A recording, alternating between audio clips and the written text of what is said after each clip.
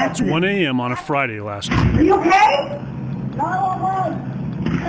This is Penny Alsaby's Denver home. That's Penny. Okay, I'm calling 911 right now. That's her son, and something's wrong. I'm calling. It's the moment. You got shot? They shot me.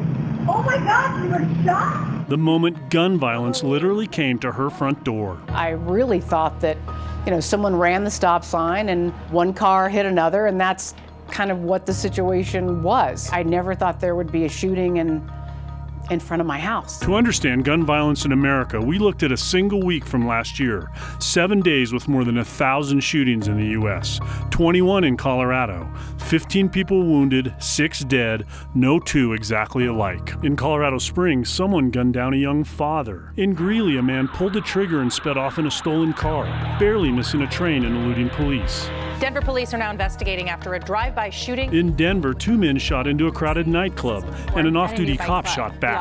Somehow, nobody got hurt. The bullet hit right about here. And a rolling gunfight echoed through the Central Park neighborhood.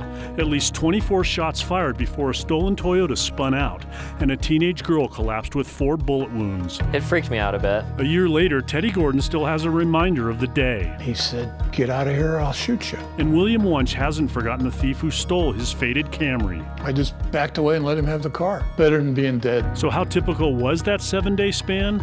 Pretty typical.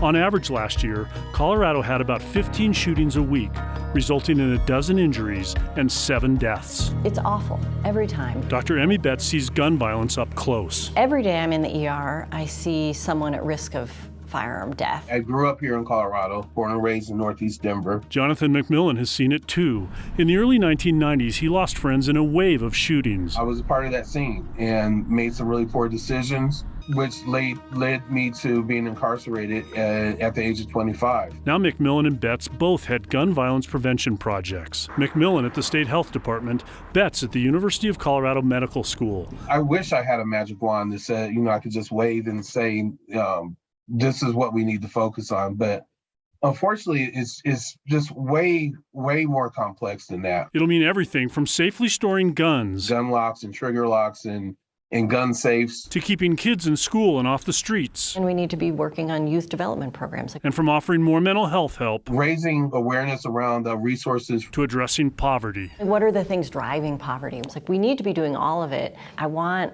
to believe that we can get to a better place. My son had probably about 6 friends over. They were sitting out by the fire pit, hanging out.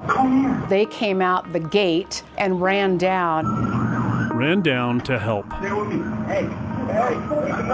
The man's name was Scott Lagaki, a stranger to Penny. I remember performing CPR, and at one point his eyes kind of rolled back in his head, but he's going into shock, whatever's going on, and the doctors, the ambulance, everyone, they're just, he's gonna be okay. He wasn't okay. 20 minutes later at a hospital, he died. And then a year later, it's a struggle to walk to the spot. It was over here of Scott Lagaki's murder that they found the 1 bullet. Lagaki's death is one of 4 that week in Colorado still unsolved.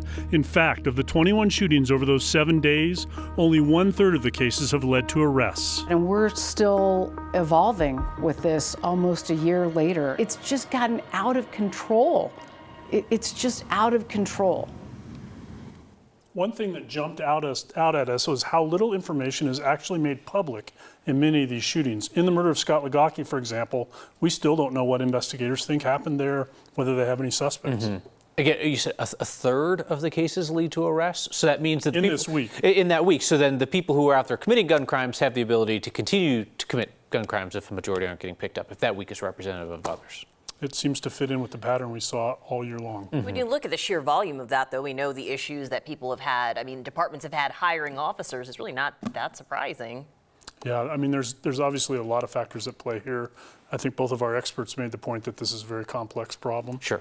And we saw that in the incidents that no 2 of them were exactly alike. It wasn't like, half of them were this kind of incident. We just need to address that, and we can make a big impact on this problem.